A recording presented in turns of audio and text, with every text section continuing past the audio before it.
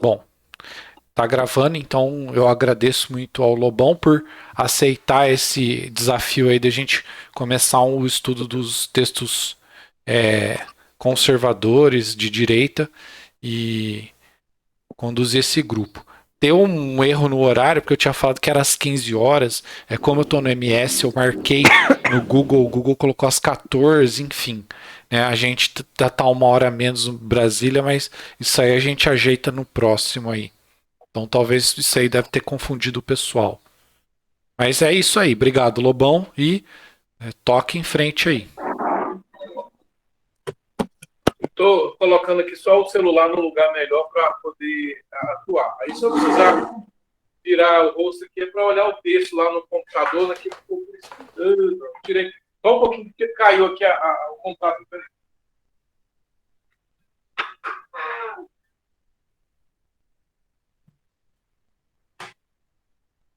Ah, pronto, gente, vamos lá.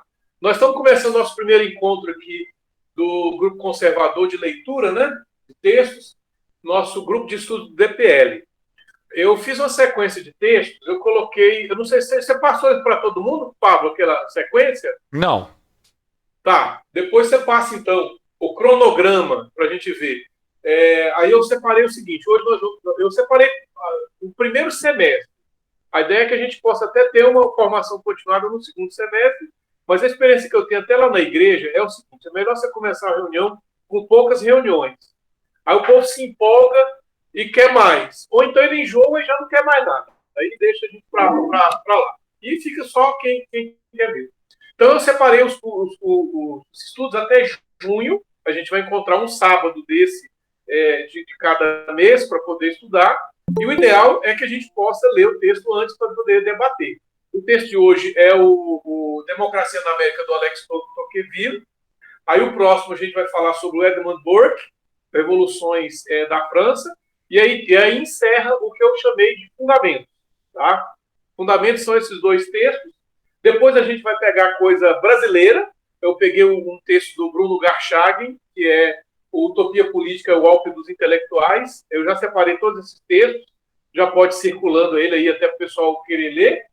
Eu peguei também um texto de um libertário. Ele não é um conservador, mas ele fala de pontos de conexão entre a gente, que é o Murray Rothbard. E o texto dele fala sobre isso, né? Libertários e conservadores univos contra o verdadeiro inimigo. Aí eu volto, então, para uma questão clássica, que é o texto A Lei, do Frederico Bastiat, que é um texto pequeno também. Eu separei textos pequenos, né? Eu sou de história, e os nossos grupos de estudo lá a gente lê muita coisa grande. Mas eu sei que tem muita gente aí que não é da história, então, para poder garantir isso aí. Depois a gente, em junho, né, para junho, eu separei três textos pequenos, né? Dois do Thomas Sowell e um do Theodore Darlington. Eu acho que é assim que a pronúncia que fala, né? Theodore Darlington, se é assim que fala. Sobre socialismo, né? E intelectuais. E uma aplicação do Thomas Sowell por uma coisa que eu acredito que é muito importante, minha, pessoal, tá? Eu escolhi o texto, o Pablo me deu a liberdade, então vai ser muito do meu jeitão mesmo, tá? Se vocês não gostar, vocês podem escolher outro grupo e também participar lá também, não tem problema não, tá? Ou faz o seu também, que eu posso até entrar também. Mas tô brincando, viu, gente? Eu escolhi um texto que tem a ver com a questão do pobre, que é uma preocupação que eu tenho muito pessoal, na questão da igreja, minha visão, que eu acho que qualquer coisa que a gente for aplicar não tem que ficar só para quem é intelectual, quem é da elite. É o seguinte, como é que as nossas ideias vão chegar a pessoas desfavorecidas? E a propaganda do socialismo é que ele é melhor para o pobre, né? O socialismo é melhor para o pobre. E o texto do Thomas Sowell, o último que a gente vai ler, ele fala justamente que a mentalidade de esquerda é horrível para o pobre. Tá? No segundo semestre, caso o Pablo queira que eu continue aí, eu já separei alguns textos que a gente vai trabalhar, e aí nós vamos trabalhar um pouco sobre revoluções, revolução sexual, feminismos, essa coisa toda. E lá, um dos textos que a gente vai ler, do Andrew Sandlin, ele vai falar como que essas revoluções, especialmente sexual, ela foi ruim para a mulher, para a criança, né? E até para o homem também, os pesos que tem nessa questão toda. A gente vai ler um artigo do livro dele sobre a moral cristã e a revolução sexual. E aí, como ele vai fazer. Mas eu estou só antecipando. Vamos lá para o nosso texto de hoje. Primeira coisa, vou fazer igual na faculdade. Quem conseguiu ler o texto e poder já, para não ficar só eu falando também, né? A Marisa já conhece um pouco, ela não leu o texto específico, ela já tirou nota baixa, tá? Mas ela confessou o pecado, então a nota não vai ser muito baixa, tá? Porque ela conhece o texto de outros carnavais, mas não pôde ler agora. O Pablo leu, tem mais, tem outro Pablo aí, mas o Pablo é o Pablo repetido, então não pode falar. Mateus, tá aí, Terezinha, Gilberto, e a ideia do grupo é todo mundo poder participar com alguma coisa, tá? Se eu puder acompanhar no chat, aí eu vejo alguma coisa, mas assim, quem lê um pouco, gostaria de dar a sua primeira opinião sobre o texto aí. Eu vou falar o Pablo primeiro, tá, Marisa? Você não leu, então você vai ficar de lado. Tá? O Matheus também é a mesma coisa, não leu, mas sabe sobre o tema. Pablo, comenta aí. Eu li o texto, né? Eu não sou dessa área. Eu achei um texto fácil de ser lido. Minha ideia era essa mesmo, porque não só ser dos textos que eu gosto, que eu acho que muita gente não ia gostar. Mas falei, Pablo, falei. Então, eu já tive tentativas de leitura de textos nessa área e os textos que eu tentei ler acadêmicos, linguagem mais específica, né, daquele mundo, enfim. Então, já tive dificuldades. Desse texto eu gostei bastante pela facilidade de leitura, né, e por ele descrever como funciona a democracia americana e ele fazer análises. Ele foi fazendo análise de os impactos desse funcionamento da democracia no desenvolvimento da sociedade como um todo. Então, eu gostei muito de vários trechos e, assim, o que ficou claro para mim, se eu tiver errado, Lobão, depois você me corrige, é que o espírito com que esse pessoal chegou lá e as condições que eles chegaram levaram eles a esse tipo de organização, né? E que essa organização, tem até um trecho que eu sublinhei aqui dele, que eu gostei muito, que eu acho que é o resumo, assim, essa organização deles, dos americanos, o começo da página é aquele lá, a situação social dos anglo-americanos. Eu não estou vendo o número aqui. É o primeiro parágrafo que fala que a situação social nossa é uma situação que depende dos fatos que acontecem, das leis, dos costumes e das ideias. Ou seja, a gente está onde a gente está pelo que a gente faz, pelas leis que nos regem, pelos nossos costumes e pelas nossas ideias. E eles, os americanos, estão onde estão pelas leis deles, pelos costumes deles, né? Então é uma coisa assim até que óbvia, mas só depois que você lê, né? Como os grandes pensamentos fazem, né? Eles trazem coisas que são relativamente óbvias, mas que a gente não observa antes deles falarem. Então foi muito interessante, né? A questão até achei um texto meio comunista no começo, porque ele fala muito da igualdade, igualdade, igualdade, igualdade, né? E, enfim, só que depois a gente vê, né, que é igualdade nos direitos políticos, igualdade no poder, descentraliza bastante o poder, enfim. E uma questão, um outro trecho que eu gostei bastante também, que ele fala que tem dois tipos de interesse que eles consideravam ali quando estavam constituindo os Estados Unidos. Era o interesse privado e o interesse coletivo. Né? E que o sujeito, ele teria liberdade para decidir o que é melhor para ele. Ele é eu não lembro as palavras exatas, mas o cara, a pessoa sabe o que é melhor para si. O Estado só vai interferir quando tiver afetando negativamente a vida de alguém ou a questão do concurso, né? Quando tem que chamar. Essa parte eu não entendi muito bem, mas enfim. Mas eu gostei bastante do texto. Ele explica bem o funcionamento, enfim. A gente entende melhor porque os Estados Unidos é essa potência. Tá bom, muito legal, muito legal. Você falou várias coisas que eu quero depois ir comentando também. Eu fiz as minhas anotações e não vou esquecer aqui. Mas alguém sabe quem é o Alex de Tocqueville? Marisa, você sabe quem é ele? Não lembra, não? Quem que leu aí que pode nos ajudar a falar sobre ele, sobre Alex Tocqueville? Eu acho que é um francês, né? Porque ele sempre comparava com a França. Sim, sim, sim. Ele é um francês, né? E ele foi para os Estados Unidos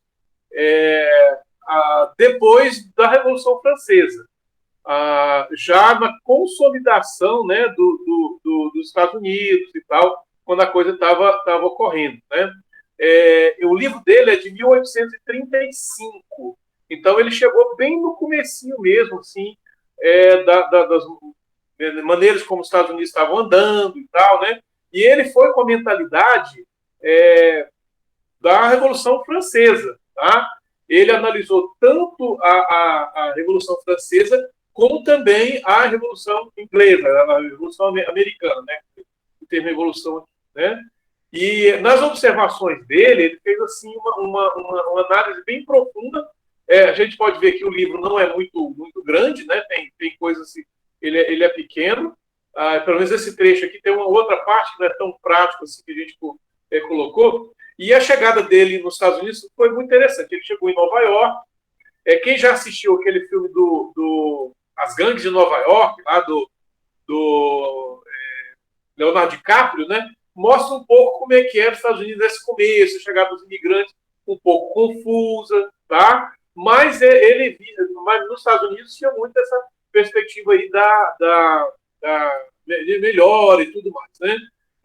Que tinha lá nos Estados Unidos. Uma outra coisa interessante é a análise que ele faz do sistema de imigração, comparando com o restante da América. Uma coisa que ele fala interessante é que havia uma diversidade muito grande de origem dos imigrantes lá, né? A Nova York, por exemplo, ela é fundada pelos holandeses. Eu não sei se vocês sabem isso, mas os holandeses foram quem compraram a ilha lá dos índios. Uma parte desses holandeses tinham imigrado aqui para o Brasil, né? E depois que eles foram expulsos, juntaram e foram lá para a região de Nova York. Então, a grande parte assim, da colonização já no século XVII se deu a esses holandeses. E o fato desses holandeses encontrar nos Estados Unidos um espaço de imigração foi assim, uma coisa não era diferente de outros povos. Franceses, a América, como tal que a gente conhece hoje, ela sempre foi um caldo de misturas. A Flórida, por exemplo, que hoje é um estado americano, mas ele pertencia à Espanha. Toda a região da Califórnia pertencia à coroa espanhola, né? Que é a região mais ou menos ali do Mississippi era França, né? Então tudo isso foi, com o passar dos anos, só no século XIX que os Estados Unidos vão conseguir chegar ao tamanho que eles têm hoje, né? Mas no século XIX, por exemplo, existia uma república independente nos Estados Unidos, mesmo depois da independência, que é a época do Texas, né? Período que o Tocqueville chega lá nos Estados Unidos, ainda já tinha essa República do Texas independente e mais tarde eles vão ser incorporados, né? O século XIX é um momento de consolidação do que a gente vai conhecer como Estados Unidos.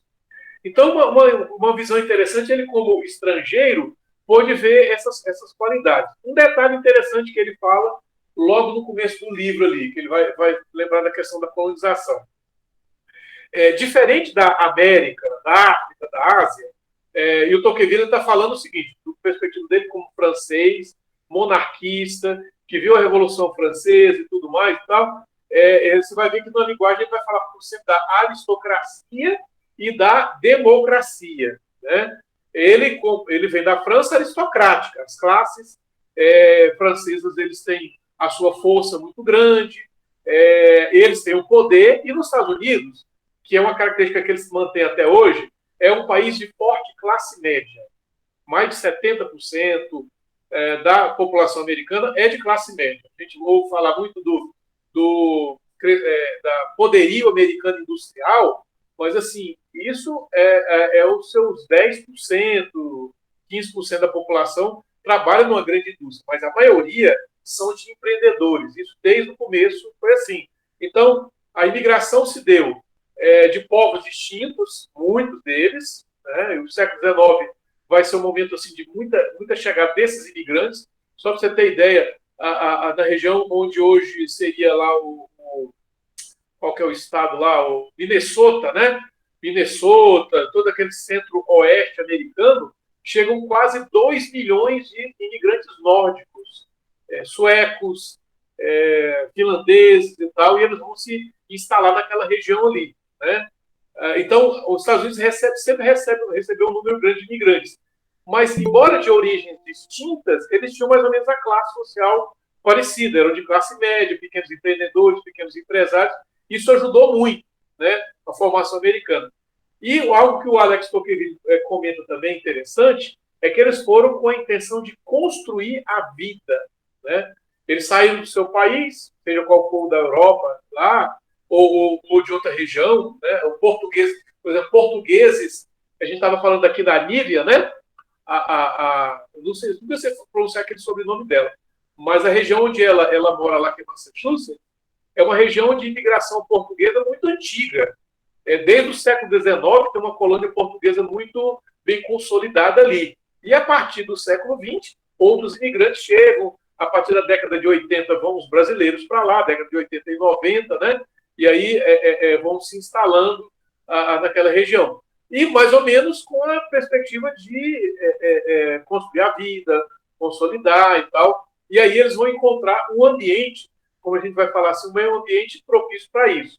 Uma lei forte, que é o que o Alex Tocqueville vai comentar isso aí, e a lei é para todos, né? Porque não tem a perspectiva aristocrática francesa ou aristocrática das colônias americanas restantes, né? Onde a lei é para o pobre e uma lei para a aristocracia. Geralmente, as grandes sociedades aristocráticas tradicionais, elas vão ter isso, uma isenção da lei para os mais próximos e a dureza dela para os mais pobres. A gente vê pelos modelo estruturado no Brasil, onde as altas cortes elas vão funcionar para quem tem condições de ir pagando. Os Estados Unidos não tem isso, né? Isso é uma coisa interessante.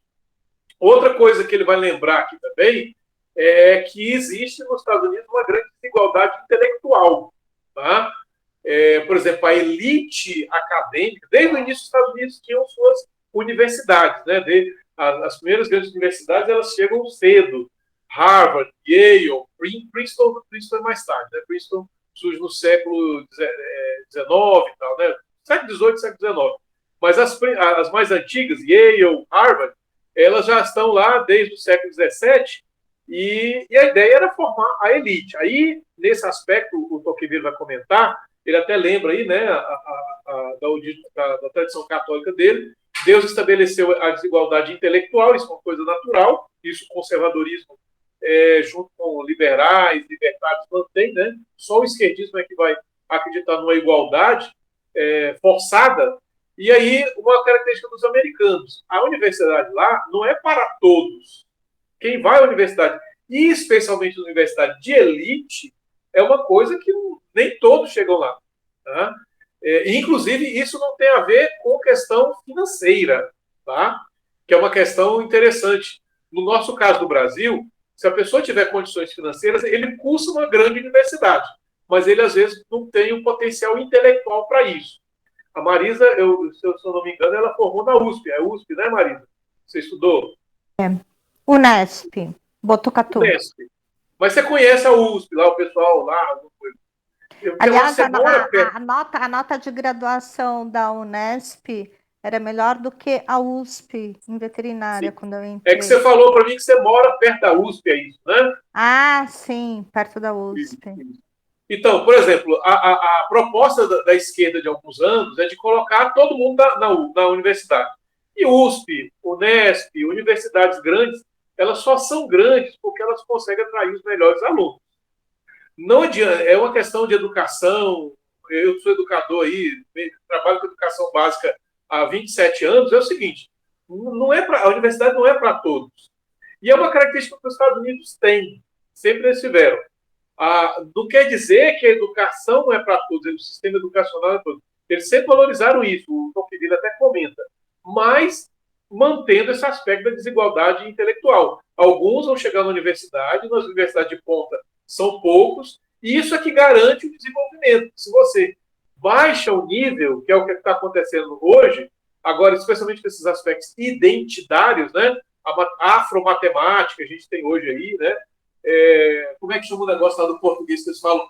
Preconceito linguístico, né? Você pode escrever um texto errado, mas ninguém pode falar, pode julgar você por isso, embora os professores de letras que escrevam seus livros, falando de preconceito linguístico, eles pedem revisão textual. Está numa gramática muito correta. Mas na gramática correta, eles vão falar que qualquer um pode escrever bobagem. Tá? Mas isso aí é uma outra coisa. Então, esse aspecto da desigualdade intelectual. Alguém quer comentar mais alguma coisa? Sim, eu não quero ficar falando. Eu queria fazer só uma pergunta. Sim, Isaías, eu já até uma professora minha de veterinária da USP tinha comentado isso comigo uma vez. Bom, enfim, se tem alguma literatura que trabalha justamente sobre esse tema, de que a gente precisa, em cada classe, ter um equilíbrio para poder ter os seus empregos específicos com qualidade, que seja um encanador, um eletricista ou um operário bem remunerado, como a gente sabe que na Itália, há um tempo atrás, um encanador ganhava tanto ou mais do que um professor universitário, né? Era há 20, 30 anos atrás, uma profissão extremamente valorizada e remunerada, né?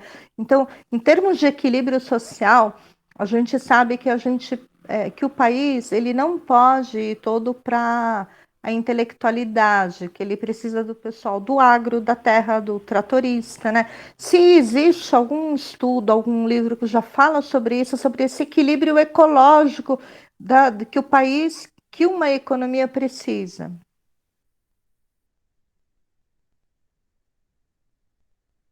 O som, Isaías, está no mute.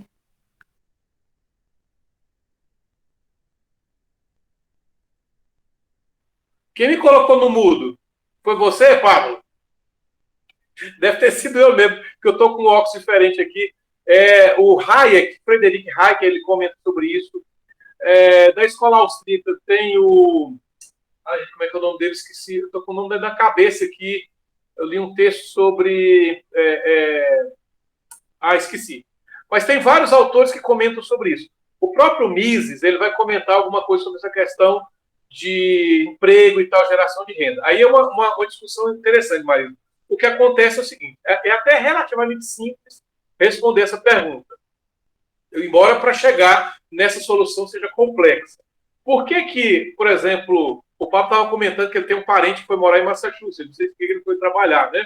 Mas eu tenho parentes que moram lá em Massachusetts, trabalham lá, eles trabalham com serviços de encanador, mecânicos e tal. Por que compensa ser um mecânico, um trabalhador desse num país rico, do que às vezes deixar de ser... Por exemplo, eu tenho uma colega que foi professora aqui no Tocantins, ela faz bolos hoje em Atlanta, ela é cozinheira em Atlanta, e ganha mais do que ela era professora aqui, concursada numa universidade estadual aqui do Tocantins. Por que isso acontece? A questão de geração de riqueza, geração de renda. O Hayek, ele tem um texto muito interessante que ele fala o seguinte: a pobreza, o argumento dele é o seguinte: pobreza é algo natural do ser humano. Se nada for feito, a situação do ser humano é a pobreza. Então, a grande pergunta não é por que alguns são pobres e outros são ricos. A pergunta é como que se gera riqueza? Porque pobreza é algo normal. Aí, dentro disso, a gente encontra o seguinte: a riqueza ela é gerada com o conhecimento, né? Por exemplo, a questão, você é pago, remunerado para solucionar problemas que as pessoas têm. Por que o mecânico italiano ou o encanador norte-americano vai ganhar mais do que o nosso? Porque justamente lá desenvolveu-se uma sociedade de classe média onde as pessoas elas têm condições de pagar por isso. Então, por exemplo, vamos pensar numa cidade onde a maioria das pessoas é como nós, professores e tal, ganham mais ou menos. Eu posso até fazer serviços mais manuais se eu quiser, mas se eu pagar isso, eu ganho mais, pensando no sentido daquilo que o Davi Ricardo, economista, chama de vantagem comparativa. A minha hora de trabalho é mais valorizada se eu deixar isso de lado, né? Então, para trabalhar lá. Então, uma sociedade onde as profissões são melhores remuneradas, consequentemente, as profissões manuais elas vão ganhar menos. Não sei se eu estou conseguindo explicar isso. Isso, às vezes, é chamado também do paradoxo da Dinamarca. Por exemplo, lá na Dinamarca, a maioria das mulheres elas gostam de trabalhar. Elas trabalham com empregos de escritório, meio período e tudo mais, ou, às vezes, nem trabalham. E, embora seja uma sociedade que elas tivessem acesso a muita riqueza. Por quê? Se elas querem ser mães, elas preferem empregos menos trabalhosos, de viagem e tal, essas coisas assim. Enquanto que você vai... É um texto, acho que do Leandro Narlock, ele comenta isso, que existem mais engenheiras na Nigéria do que na Suécia. Porque as mulheres preferem trabalhar em coisas menos complicadas, assim, no sentido de ocupar o tempo e tal, para fazer o que elas querem. Elas querem ler, escrever, elas querem cuidar dos filhos. Enquanto na Nigéria, quando tem problemas sociais graves, as mulheres têm que se envolver em trabalhos manuais mais complicados. Tá? Eu não sei se eu consegui deixar claro. Acho que eu me perdi em algum momento. Se eu consegui deixar claro o pensamento, tá? Para não dar confusão. Então, se você gera muita riqueza numa sociedade, você vai se você, por exemplo, se tem um salário bom como professor, você não vai querer limpar a casa. Aí a consequência que vai acontecer é o seguinte: quem vai limpar a casa vai fazer um serviço que eu não quero. Aí ele começa a ser remunerado de maneira melhor. Então a riqueza numa sociedade ela tem que crescer para todos ganharem muito. Então a ideia é que eu tenho que gerar riqueza. Esse é o grande segredo. E como é que eu gero riqueza? O Alex Tocqueville vai comentar isso aí. São os indivíduos, quando eles têm liberdade para isso. Liberdade de associação, liberdade de religião, liberdade de empreendimento. E é isso que a América conseguiu fazer.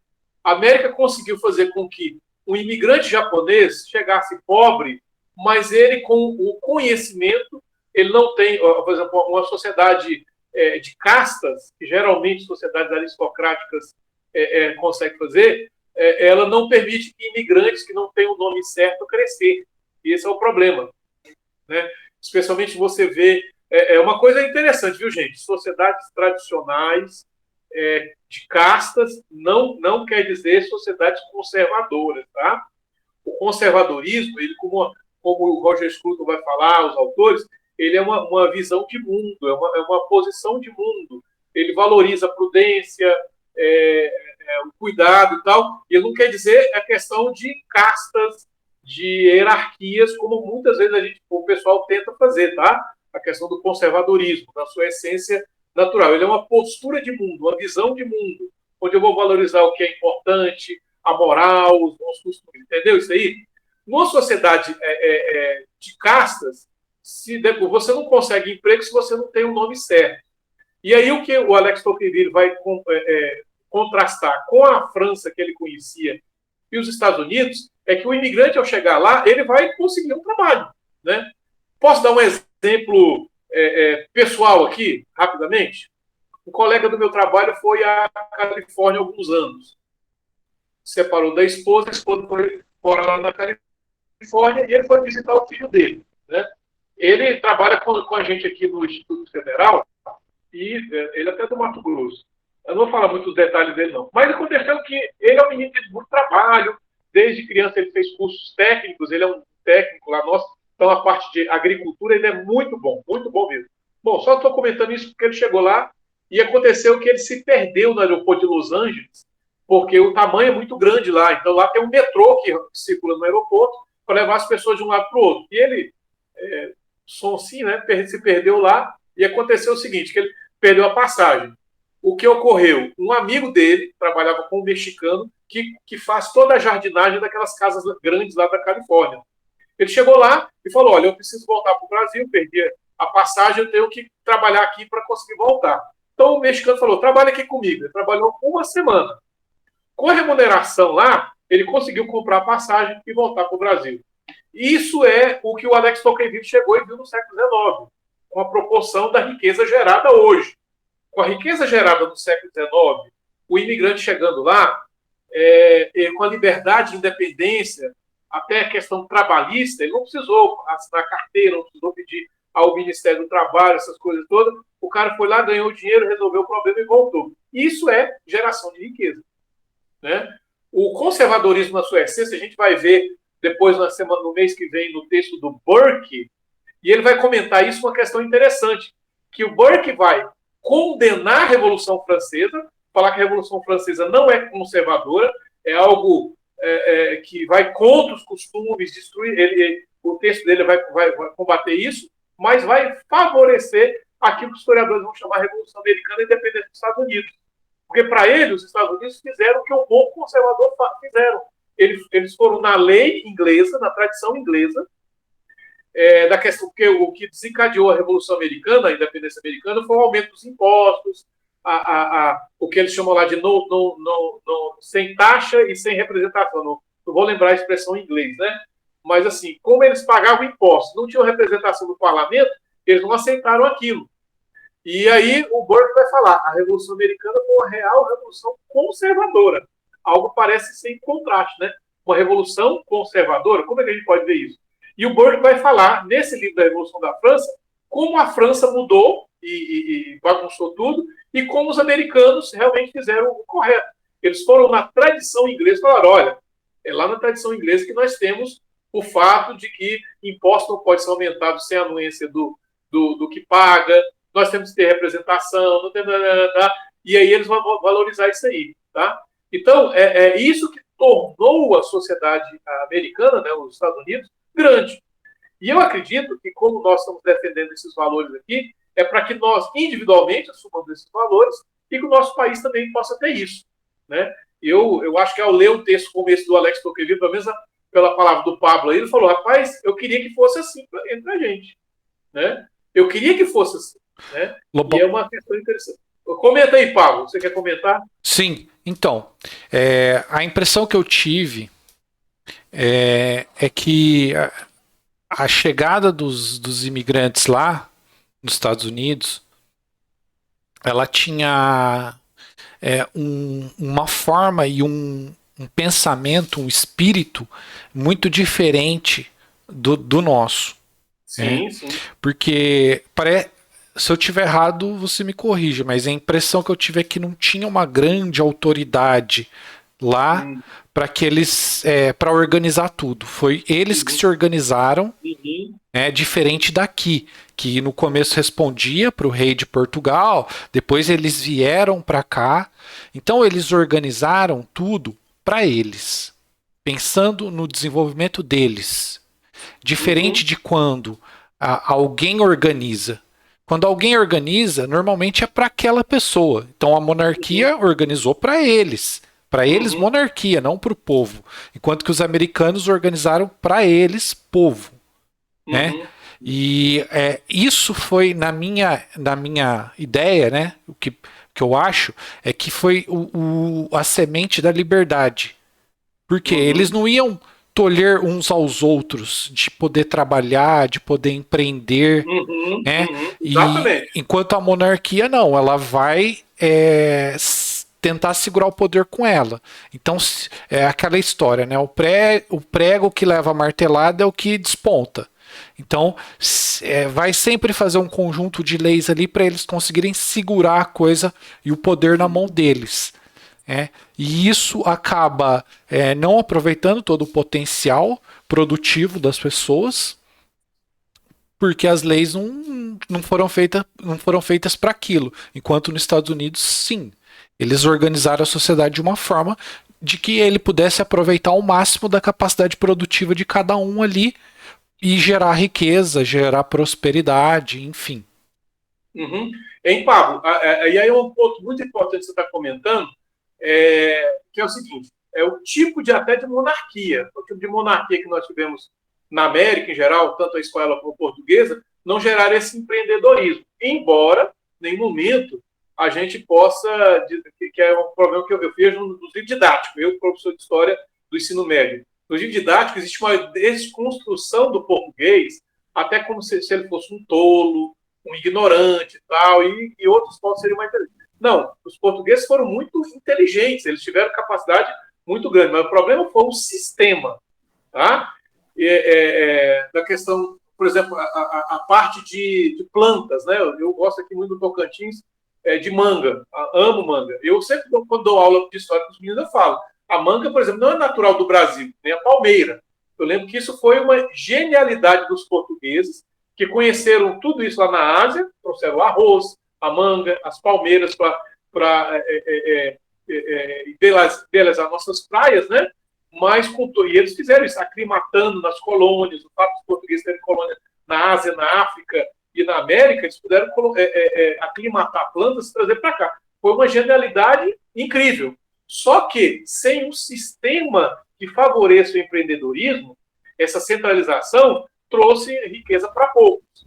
Aí vai um pouco do pensamento que entra eu quero sempre destacar aqui, viu, gente? Algo que vai estar em comum entre libertários, liberais e conservadores. Por exemplo, o Hayek, ele vai ter um texto muito famoso que vai falar sobre a dispersão do conhecimento na sociedade. Ele vai dizer que qualquer gestor centralizador ele não vai gerar riqueza porque o conhecimento está aqui, disperso na sociedade. É uma verdade, são conhecimentos que cada um vai gerar, e aí o Mises vai falar muito sobre a questão dos preços, né? O preço é um sistema, o sistema de preço é um comando sem estar centralizado, onde a gente consegue ter a produção.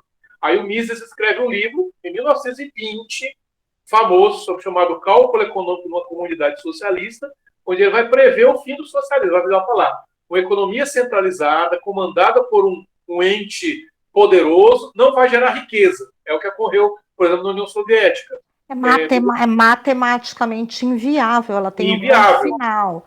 E quando o Mises escreveu isso em 1920, taxaram ele como louco. E o que ele previu ocorre em todo o país socialista. Na União Soviética, por exemplo, lá, a questão do direito. A pessoa nascia e ele já tinha o direito de pegar um carro. Ele ganhava um cupom lá, que o Lada era um carro que ele tinha acesso. Só que, como não tinha um sistema de preços disperso na sociedade, não se fabricava Lada suficiente para as pessoas terem. O sapato, o governo falava assim, ó, na Ucrânia, tal lugar, vai ter a fábrica de sapatos. Aí se fazia somente sapatos, fazia, por exemplo, sapatos, por exemplo, fazia 100 mil sapatos de todos os pares. Só que existe uma questão interessante, todos somos diferentes. Eu já fui vendedor de sapato, nós temos um pé que é maior que o outro. Todo mundo tem um pé maior que o outro. A maioria dos sapatos saem de um número X, entre 35 a 39 é o número que a maioria das pessoas tem um pé desse tamanho. Então, se o ente centralizador manda, eu quero 100 mil sapatos, todos do mesmo pé, vão sobrar sapatos que a maioria da população não usa. É o que acontecia, por exemplo, na Rússia, eles usavam muito jornal para pegar aqueles sapatos grandes para as pessoas usarem, porque era o que tinha no mercado. Como o sistema de preço, conhecimento descentralizado, vai mandar o comando para os vários empreendedores, e falar, olha, as pessoas na loja estão falando, só precisa de sapato 36 a 39. O empresário vai fazer isso, ele vai responder. Isso não pode ser centralizado, que é interessante o que o Papo falou aí. Quanto mais centralizado for, menos riqueza vai gerar. Por isso que aí entra em comum o pensamento do conservadorismo clássico, que são as pequenas comunidades, a valorização das sociedades onde elas se organizam. Isso aí, liberais e conservadores tem igual. Já deu um aviso aí no término da chamada. Alguém quer comentar mais alguma coisa aí antes do fim? Marisa, fala aí. Desculpa, eu não aguento, eu preciso participar, gente. Ninguém fala e eu falo.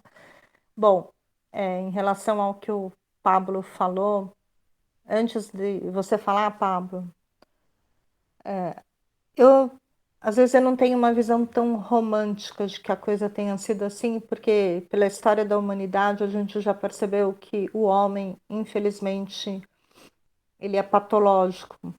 pelo que a gente vive até hoje, né? Então, a minha pergunta, Isaías, não que eu não acredite, eu sei que tiveram as colônias, tiveram a criação dos estados, países, que depois teve a unificação nos Estados Unidos.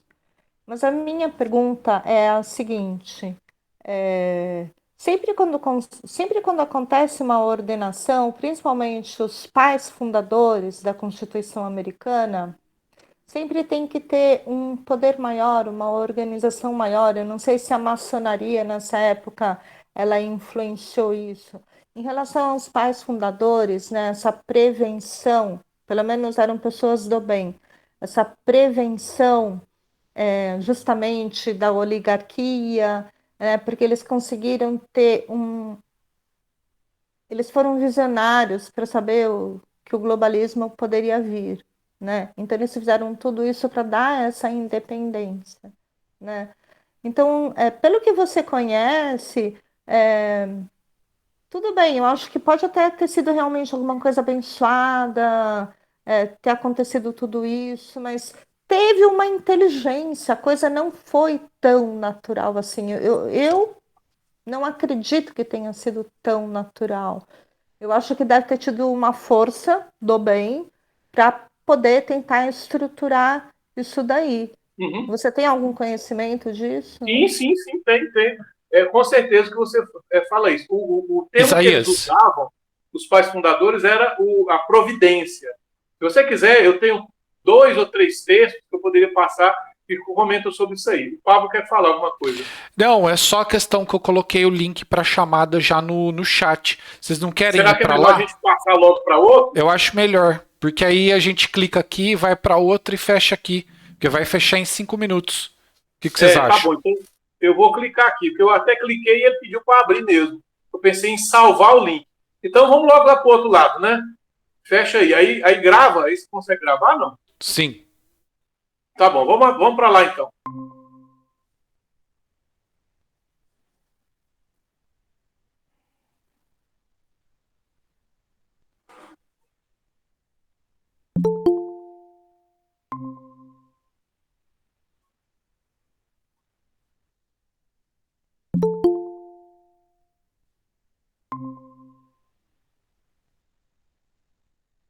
Estamos voltando, hein? Estamos voltando. Tá bom aí, Paulo? O que você tá achando? Tá, Tô tá falando demais, ótimo. não? Não. Excelente, excelente. Aula particular praticamente, né? É um tema que eu gosto, que eu estudo muito, né? Então, pelo menos eu tenho uma certo conhecimento dele. Deixa eu só avisar no outro grupo que eu acho que tem gente lá ainda. Peraí. Tá Você tá bom. aparecendo aí de pijama? Eu só vou mostrar Pessoal, para você que no eu tenho na chat minha tem um parede aqui. link. Isso vai dar Se vocês para puderem você clicar aí no enxergar, ó. link para outra sala, Os tá? cards. E aqui, você sabe o que é isso aqui? Consegue ver?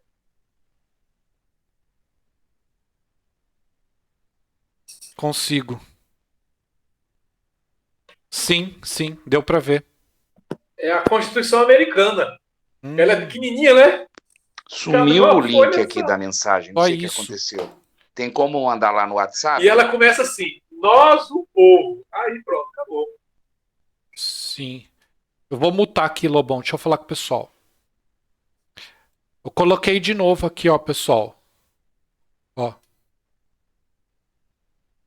Se quiserem, me manda o WhatsApp que eu coloco a mensagem lá também.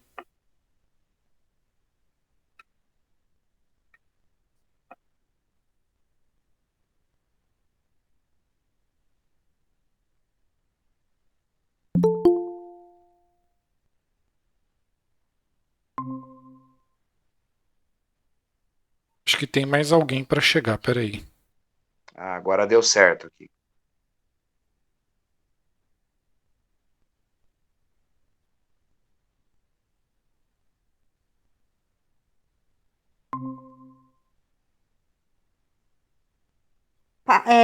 Pablo? Oi? Precisa colocar o link do Tá WhatsApp. voltando.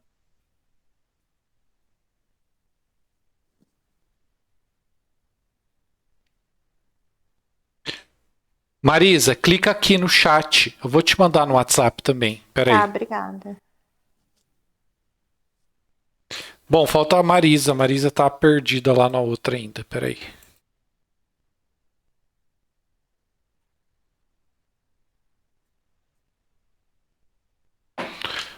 Acho que pode continuar, Lobão.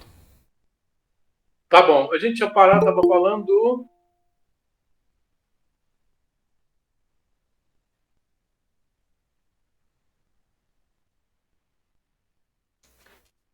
A gente estava falando sobre a questão da forma como eles fizeram. Tem uma obra muito interessante, publicada pelo Clube Ludovico, que é um clube de assinaturas da editora LVN. O livro chama-se O Milagre da Filadélfia.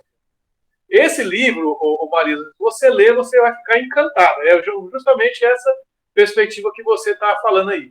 Eu sei que ele é exclusivo de quem é membro do Clube Ludovico, mas eu acho que eles têm uma loja lá que passa um tempo, as pessoas podem comprar. Não sei se pessoas fora do clube. Eu sou sócio desse clube do livro há muito tempo e já tivemos alguns livros sobre vários aspectos da questão. Era mais conservadores, liberais e tudo mais. Esse livro, especificamente, ele comenta sobre isso. Como eu vou falar como cristão, protestante aqui, da minha perspectiva, tá? Aí. Eu acredito muito no conceito da providência. Deus, de alguma maneira, conduziu pessoas para aquilo, para aquele momento, mentes que nasceram no mesmo período, gente inteligente demais para realizar aquele negócio. Tem um podcast também do pessoal do Tapa da Mão Invisível. É o pessoal libertário, até anarcocapitalista, algumas coisas talvez vocês nem concordem com o que eles falam, mas tem um podcast deles que um especialista em história, ele vai comentar sobre isso aí, e ele tem uma frase sobre isso. Ele fala que ele fica admirado, talvez ele nem seja cristão, nem nada, né? Mas ele fica admirado como confluiu para aquele momento mentes inteligentes como Benjamin Franklin, John Adams, o próprio George Washington, para fazer aquele momento lá. E aqui é a questão histórica também. A França apoia a independência americana pela rusga histórica que ele tem com os ingleses, né? Então, os franceses perderam uma guerra alguns anos antes para a Inglaterra, né? Tem a ver com várias questões históricas. E aí, quando os americanos proclamam a sua independência, aí eles vão apoiar os americanos. Os americanos conseguem vencer um império tão poderoso como foi a Inglaterra na sua independência e chegaram à sua consolidação nesse período aqui. O Alex Tocqueville vai fazer a sua viagem, né? Porque teve apoio de fora. Os franceses apoiaram financeiramente, com soldados, aqueles colonos, grande parte fazendeiros, para vencer um exército inglês muito bem preparados, tiveram aquela muita boa vontade, mas sem o apoio, né, externo, eles não tiveram condição. Então, foi uma confluência de fatores. Esse livro, O Milagre da Filadélfia, eu acho ele fantástico. Se você ler, você vai ficar assim, fascinado. É um autor, é um livro antigo, ele é da década de 70. Desculpa. Foi fruto de pesquisa de muitos anos dela. Ela publicou, se não me engano, nos Estados Unidos em 73 e foi publicado pelo Clube Ludovico agora em 2020. Alguém comentou alguma coisa no chat aqui, deixa eu ver, eu estou no celular. Tá, se eu posso mandar. Você me cobra, aí eu posso mandar tanto o link do podcast, que eu acho muito legal, do Tapa da Mão Invisível, e a referência desse livro aí, O Milagre da Filadélfia. Eu estava mostrando para o pessoal antes, né? Eu tenho aqui na minha parede os cards que vem do Clube Ludovico, vem aqui no meu escritório, né? Tem a Margaret Thatcher, que, aliás, é uma outra personagem muito interessante para a gente comentar. Aí eu posso deixar até para a segunda etapa do nosso grupo de estudo do segundo semestre. E aqui eu tenho a Constituição Americana. Está na parede aqui, mandei fazer um quadro. Ela é pequena, né? E é interessante ter um vídeo que circula aí na internet, vocês devem conhecer, aquele vídeo do Ronald Reagan, né? Que é pequeno, dos discursos dele. O Ronald Reagan era um grande orador, né? Vale a pena muito você achar no YouTube os discursos que ele faz, especialmente anticomunistas, né? Ele foi talvez um dos últimos grandes presidentes americanos anticomunista, e ele era muito preciso nas palavras, irônico, né? Ele tem um vídeo que o pessoal dos tradutores da direita legendou, onde ele vai comentar sobre a Constituição americana. E ele fala claramente, ele cita a Constituição americana e fala, nós, o povo. Aí ele vai dizer a interpretação dele, que é a única nação moderna onde quem fez a mudança foi o povo.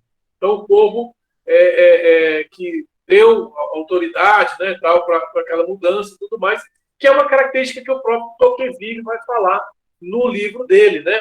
Essa questão das classes sociais, como existe uma distinção. Quando o Tocqueville chegou na América, esse livro ele publicou, um detalhe interessante histórico, ele foi enviado, junto com outro colega francês, para investigar os Estados Unidos. Né? Ele investigar o sistema prisional, basicamente era o sistema prisional que ele ia investigar. Mas aí ele fez uma descrição de tudo que estava ocorrendo. O período que ele chegou lá era o período do governo do Andrew Jackson, presidente americano, que estava numa fase assim onde os Estados Unidos estavam centralizando mais o governo federal, algumas estruturas estavam mudando e tal. Aí ele notou isso ocorrendo nos Estados Unidos e que ajudou de alguma maneira essa centralização. Note o que eu estou dizendo, essa centralização não é nem só mais poder para o governo federal, mas organizando algumas coisas, questão de moeda, questão aduaneira, né? Por exemplo, o fato do Texas ter sido incorporado aos Estados Unidos nesse período ajudou também o americano, porque existiam, por exemplo, moedas circulando que eram moedas estaduais. E aí uma pessoa recebia um salário no estado, não poderia gastar isso em outro estado. O fato da moeda ter sido, o dólar, né, ter sido usado no país todo, já ajudou a questão da riqueza, a distribuição da riqueza, o favorecimento. E é isso que o Tocqueville está vendo, né, esse crescimento. E eu queria que a gente pudesse aproveitar agora essa hora aqui e ler alguns trechos do livro. Se você tem ele aberto aí e tal, né? O 4, eu queria destacar aqui o 4, se você tem um livro aí, é a página 9, que ele chama Do Princípio da Soberania do Povo na América, tá? Então, consegue me escutar? Eu vou olhar aqui no celular, mas também no computador, né? E ele fala assim, é pelo dogma da soberania do povo que se deve começar a falar das leis políticas dos Estados Unidos. Na América, o princípio da soberania popular jamais está oculto ou estéril, como em outras nações. Ele é reconhecido nos costumes e proclamado nas leis. Estende-se por toda a liberdade e alcança sem obstáculos as suas últimas consequências. Né? E aí, então, ele vai falar o conceito de democracia, né, que é a partir da realidade dessa composição. Aí ele vai falar no outro parágrafo dizendo assim, que o povo participa da composição das leis pela escolha dos legisladores e da sua aplicação através da eleição dos agentes do Poder Executivo. Né? Que aqui é uma questão bem interessante. Os pais fundadores americanos, eles pensavam em república, tá? Mas não numa democracia popularesca. Isso é uma coisa bem interessante. O governo pelo populacho, que é o que, na prática, as esquerdas tentam fazer, né? Elas são conflituosas. Uma república é diferente de uma democracia. Tá? A proposta americana sempre foi de uma república. Tá? E eu comento isso aí falando mais um pouco da minha própria experiência religiosa. Um dos que assinaram a Carta da Independência, o único religioso que assinou foi o pastor presbiteriano. Né? Eu sou presbiteriano. E a prática da nossa igreja é uma prática que influenciou o americano. A gente não sabe exatamente quem começou, aquela história do ovo da galinha. Né? Por exemplo, nós temos nosso sistema de governo presbiteriano um sistema de elite, né? Que é uma coisa que conservador tem sempre que lembrar. O conceito das elites naturais. O Hermann Hoppe, ele é um sociólogo libertário da escola austríaca. Ele tem um livro muito bom sobre quando ele vai falar sobre essa constituição das elites naturais. Uma sociedade, quando ela vai se desenvolvendo, ela normalmente desenvolve elites naturais. É questão da liderança. Tá?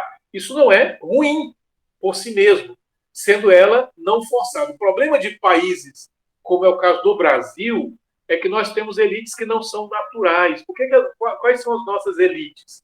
São elites que se galgam ao poder por conta dos favorecimentos do Estado muito intervencionista. Quem é uma elite brasileira? Renan Calheiros. Como é que esse Renan Calheiros chegou a ser elite? Porque ele conseguiu, nos meios políticos e tal, ele pode ser uma pessoa inteligente, mas ele não é uma elite natural, por exemplo, como foi politicamente o Ulisses Guimarães. Ulisses Guimarães era uma unanimidade, mesmo entre os partidos que o combatiam. Ele é uma liderança natural, elite natural, desde a sua origem nos governos né, que ele conseguiu galgar. Né?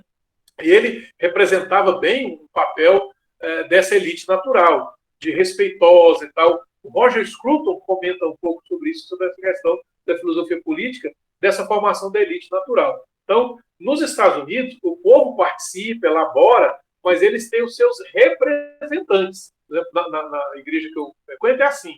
O povo participa, elege e tal, mas eles têm o termo que vem da Bíblia, né, o presbiteroi, palavra grega, né, presbiteroi, que é o ancião. Esse ancião tem toda a responsabilidade, o peso de administração, é o que ocorre nos Estados Unidos também. Eles têm lá, o povo participa, há uma participação popular muito grande, mas ela não é popularesca, porque é bem o conceito da república, né? A elite natural, ela administra e cuida dos membros do Estado. Quando a coisa é solta, bagunçada, anarquista, e é um ponto interessante, existe os meus amigos que são anarcocapitalistas, que é uma ideia utópica. Não tem como uma anarquia funcionar. Nunca ela funciona. Porque ela vai contra a própria natureza do ser humano. Né? A luta de todos contra todos, isso não existe. A questão é que tem que existir uma questão da elite natural. E no contexto, é claro que tudo que é humano sempre vai ter os seus defeitos. É uma característica que o conservador tem, que eu acho muito importante, que é o ceticismo. O João Pereira Coutinho comenta sobre isso, o Roger Scruton, a maioria dos conservadores vão falar, né? A questão do ceticismo com a questão da natureza humana. O ser humano, ele tem uma tendência para o mal. O teólogo cristão vai chamar isso de questão do pecado, né? Outros vão usar outra terminologia. Mas pelo menos há um conceito de que deixa o homem com muito poder na mão dele. Ele vai entender a usurpar isso aí. Lembra daquela frase do Lord Acton, né? Que o poder corrompe, o poder absoluto corrompe absolutamente. Então, o ceticismo que o conservador tem em relação à natureza humana, sabendo que ela é falha, que ela é imperfeita, eu acho que é uma antropologia muito saudável. É melhor do que a antropologia ingênua do Rousseau, que vai ser a base das antropologias esquerdolinas, de que o ser humano é bom. Então, como que nós vamos ajudar as pessoas que estão na marginalidade? Vamos dar esporte, saúde, educação, coisas boas. Não adianta, gente, não é isso. A questão é que o que vive a marginalidade ele tem que ser punido. Não pode ser tratado o criminoso como uma vítima. Isso é uma característica que, infelizmente, está crescendo nos Estados Unidos hoje, mas na sua essência natural não existia isso. A lei era para todos, né? Uma questão muito cultural americana lá, de que pode ser o cara mais importante, mas ele vai para a cadeia como uma pessoa comum, uma herança que eles têm lá no seu sistema político. Isso é um ponto importante. Então, eu sei que eu estou interpretando aqui, a gente está lendo o Tocqueville, até eu estou puxando algumas coisas mais modernas. Talvez ele não tenha falado isso aí. Com certeza não falou. Mas a perspectiva da aplicação é isso. Existe nos Estados Unidos essa perspectiva democrática, mas a democracia é uma democracia republicana, tá? O sentido da república, não a democracia absoluta, popularesca, como a gente tem. Existe um livro, eu vou citar aqui de novo, também foi publicado pelo Clube do Ludovico, chama O Mito do Eleitor Racional. Esse livro é muito, muito interessante. Ele é já bem moderno, né? Mas ele vai falar sobre a perspectiva das escolhas das pessoas. A tendência da nossa escolha, por exemplo, o Ender está falando aqui. Deixa eu ver esse comentário aqui, tá? Vou olhar no grupo. O Ender está comentando aqui. Olha que interessante. Sem conhecer a fundo as opiniões dos filósofos, eu já tinha comigo a ideia de que as teorias da esquerda não prevêem do modo operante do ser humano. Isso é interessante, o Ender, que você está comentando aí. Não sei se eu estou pronunciando seu nome certo. Endre, né? Eu acho que é assim. O meu pai chamava eu de Endre, né? Mas todo mundo chama de Endre. Tá. Porque uma das coisas mais interessantes do conservadorismo é que ele é natural. Ele fala daquilo que vamos chamar de senso. Eles tratam o negócio de senso comum como sendo uma coisa ruim, né? Que fala lá, a primeira aula que eu tenho que dar para os meus alunos do ensino médio é a diferença entre conhecimento do senso comum e o senso crítico. Mas vou falar que o senso crítico não sei o que, aquele pensamento, aí Marx, essa bobagem de Paulo Freire. Mas a vantagem do senso comum do conservadorismo é o conceito da natureza. Nós olhamos isso pela própria natureza. Né? Assim, a antropologia do meu amigo aqui do interior do Tocantins, aqui, que usa a botina, ele não vai achar que todo mundo é bom ingenuamente, como o Rousseau e os esquerdolinos falam. Ele sabe que o cara é ruim. Ele bota cerca na fazenda dele porque sabe que alguém vai roubar o gado. Né? E ele sabe que o que rouba a plantação dele não é vítima da sociedade. Então, o Endre comentou aí algo importante, né, que é no senso comum que a gente, pela natureza, observa. O intelectual, aí eu faço menção aos textos do Thomas Sowell, um economista de linha conservadora muito bom. Ele vai dizer que só acredita na bondade humana o intelectual. A pessoa do senso comum é que sabe que isso não existe. Marisa, você quer comentar aí?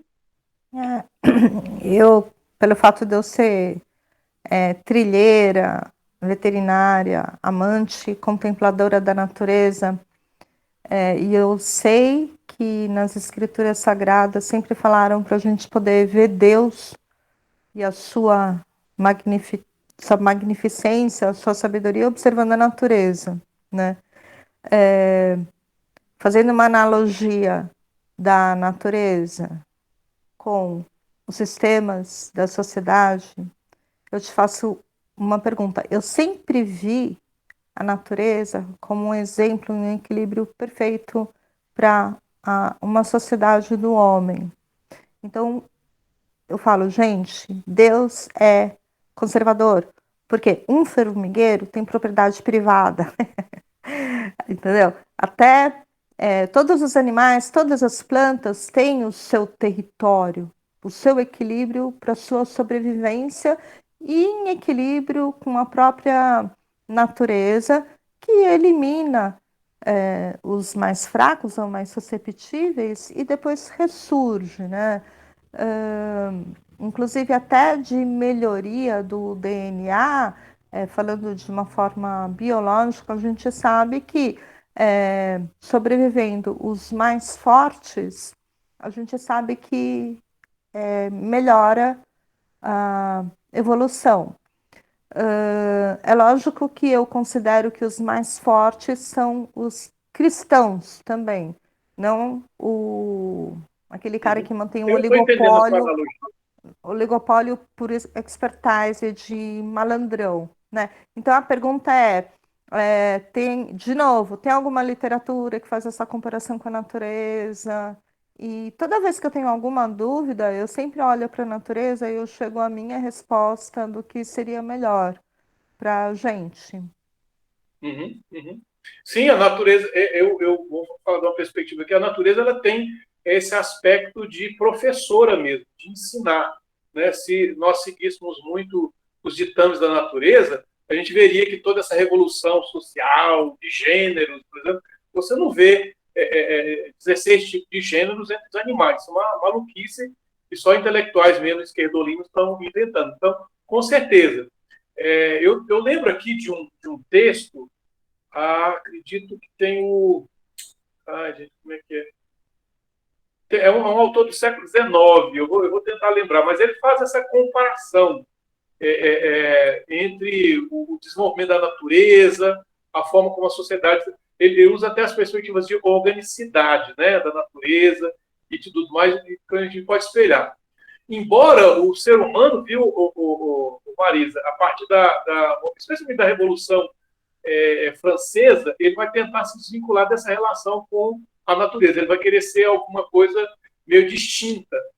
Embora o paradoxo seja uma coisa complexa, porque é o seguinte, nesse culto à natureza, até uma certa divinização da natureza, as esquerdas verdes têm tentado fazer, ela desumaniza o homem, né? Quando, por exemplo, eu respeito todo mundo que faz as opções de alimentação, seja ela veganas ou vegetarianas e tudo mais, né? Mas um aspecto impositivo do veganismo, como eles têm feito aí, né, é antinatural. Você não vê vegano aqui no interior do Tocantins, não. Vegano Ninguém fica falando para o urso não comer salmão e só comer mel, né? Então, a gente observando, a gente sempre sabe o que é natural, o que vem de Deus e o que é engenharia social. Isso. Vegano é Faria Lima, não é aqui no interior do Tocantins, você não tem o peão aqui sendo vegano. Ele pode ser vegano até porque a gente aqui está plantando e criando gado para ele poder viver lá. Tá, mas o que eu estou querendo dizer é o seguinte, a inspiração da natureza é interessante que ela vem até do conhecimento técnico. Muitos aparelhos, o helicóptero, o avião, muitas vezes os engenheiros se inspiram daquilo que Deus fez na natureza para fazer os seus construtos, né? Então, há essa relação mesmo. E uma relação, e quando ela é uma relação saudável, de inspiração, né, como você lembrou aí, ela pode ajudar a nossa construção social, porque Deus estabeleceu, eu vou mais uma vez falar no sentido protestante, Deus estabeleceu ela como uma professora. O Salmo 19 fala sobre isso. Os céus proclamam a glória de Deus e o firmamento anuncia as obras da sua mão. Então, há um sentido de ensino da natureza para nós, né? Mas ela não pode ser, aí o que ocorre nas religiões seculares, né? Ela se torna, sobrepõe ao ser humano. Então, um vegano, ele entra no McDonald's e destrói o McDonald's, acabando com o emprego de pessoas lá, fazem barreiras em frigoríficos, porque ele tem que valorizar o ser humano, o animal, e não o ser humano. Aí não, isso Deus criou o firmamento para usufruto do livre-arbítrio do homem, para sua evolução de volta ao caminho ao Pai. Sim, exatamente. Eu tenho um texto específico isso, é de um autor do século XIX, eu tento lembrar. Se você depois me cobrar, eu lembro disso aí. Eu preparei mais hoje para o Tocqueville aqui, e a cabeça já não está tão boa para outras coisas. Uma coisa interessante também no texto do Tocqueville, eu queria ver aí. Alguém quer comentar mais algum aspecto? Eu estou falando muito aqui. Eu queria mesmo ouvir vocês. Não precisa ser algo muito elaborado, não. Uma coisa que você leu, você falou assim, tá, interessante, pode comentar. Lembra aí para mim. O texto, esse texto que eu passei para vocês é um resumo que o pessoal do Instituto Liberal fez, né? Do Clube Liberal, e tem lá os seus, são 15 capítulos, né, que ele trabalhou, né? Espírito jurista, a impotência do maioria dos estados, né?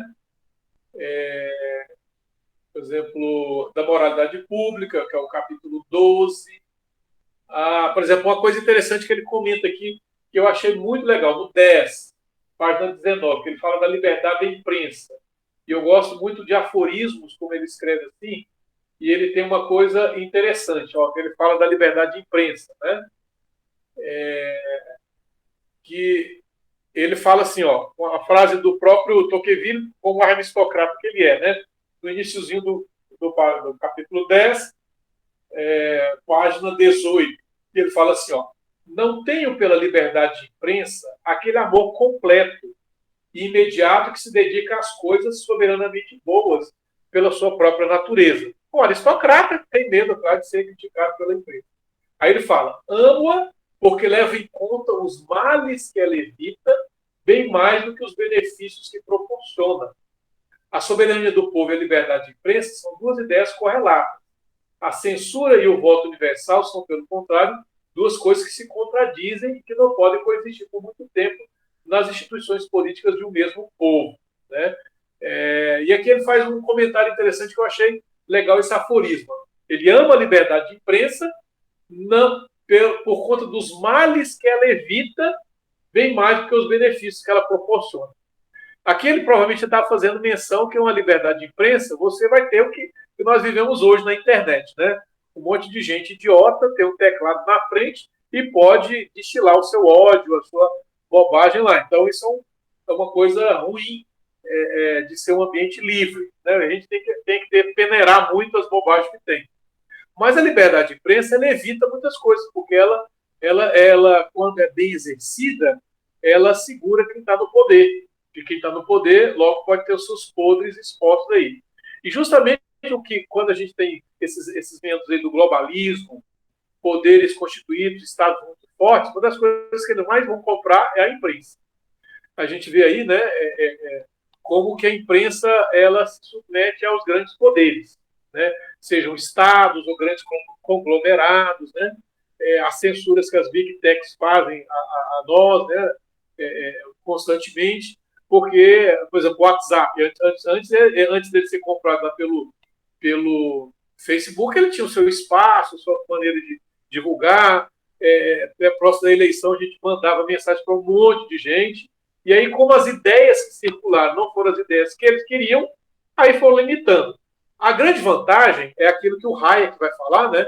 Que o conhecimento está disperso na sociedade. A gente não precisa se limitar hoje a um só comunicador. O WhatsApp é o mais popular, mas existem outros. Existem até alguns que não são nem distribuídos pelo próprio Google. Tem um outro comunicador. Eu tenho um amigo que ele é na área da informática, ele não gosta do Google. Né? Nós estamos falando aqui dentro da rede do Google. Né? Se alguém estiver nos vigiando, daqui a pouco vai falar. Mas ele tem outra Play Store, que é alternativa ao Google, que tem comunicadores também que podem divulgar ideias. Hoje, eu sou bem otimista em relação às coisas que a gente tem hoje, porque com a internet, gente, a forma é muito difícil dessa censura total ocorrer. Porque a gente tem acesso a informações descentralizadas, dispersas, conhecimento, e ultrapassa muito a perspectiva da liberdade de imprensa, até que o próprio Tocqueville viu nos Estados Unidos. Essa semente que ele lançou aí, as pessoas podem contemplar e ver o resultado disso aí. Bom, algum comentário sobre essa questão da liberdade de imprensa? Essa frase, eu, pelo menos, eu achei muito interessante. Né? Isaías. Oi, André, fala aí. Você que comentou? Agora não, mas só colocar rapidinho aqui um comentário. Na própria história americana, você tem assim grandes empresários assim que montavam suas imprensas, né, para poder falar mal do concorrente, né? E eles também se candidatavam a cargos públicos para poder vender mais o produto deles, né, ganhar mais espaço, né? Então, aí você falou que a liberdade de imprensa bem exercida, ela pode trazer grandes frutos. Eu já penso assim um pouco contrário. Eu acho que a imprensa, devido assim à própria função, né, dela, a própria imprensa de Gutenberg mesmo, né, no começo, né, os livros não eram para todos, né? A informação ela era limitada, né, até pelo menos até onde vai meu conhecimento. Né? Então, mas era uma questão técnica, viu, André? O livro era para poucos porque era caro fazer. Com o aumento da técnica, isso tornou-se fácil as pessoas terem acesso. Tá. Não sabia disso, né? Ou não tinha parado para pensar. Mas, de qualquer forma, a gente vê que, por exemplo, com essa liberdade de imprensa que nós estamos vendo aí, né? A imprensa ela está sendo capaz assim de manipular a opinião pública, né? E criar uma dualidade, né? Criar uma dualidade entre as pessoas comuns. A gente não cai nessa armadilha, né? Mas a maioria das pessoas, principalmente os jovens, né? Eles estão caindo. Os mais velhos não, até as pessoas mais simples, como você mesmo deu o exemplo lá do fazendeiro, né? Que não acredita que todos são bons, né? E o pessoal simples aqui do interior, agricultores, pedreiros, né? Você vê uma certa sapiência na forma deles verem a vida. Às vezes eles não conseguem verbalizar da maneira correta, mas você consegue entender que eu acho que a questão mais da vida, né? André, eu acho que a grande questão aqui é que o termo que a gente está usando, imprensa, normalmente a gente fala da imprensa jornalística profissional, né? Mas aqui vamos pensar aqui no sentido de liberdade de ideias. nós podemos divulgar ideias, como a gente faz no DPL, nos grupos, circulando, gravando vídeos e tal. O que ocorreu entra aquilo que o Mises vai falar, né? Estou citando o Mises aqui, embora não seja um economista conservador, mas nesse ele vai falar. Porque o problema dos jornais tradicionais que a gente tem hoje é que eles se tornaram monopólios. E por que são monopólios? Porque o Estado intervencionista permitiu que eles fizessem isso. Por que a Globo é uma grande monopólio? Ela é uma concessão do Estado. O Estado é que cria. O Mises vai falar isso. Os monopólios, oligopólios, são causados pelo próprio Estado.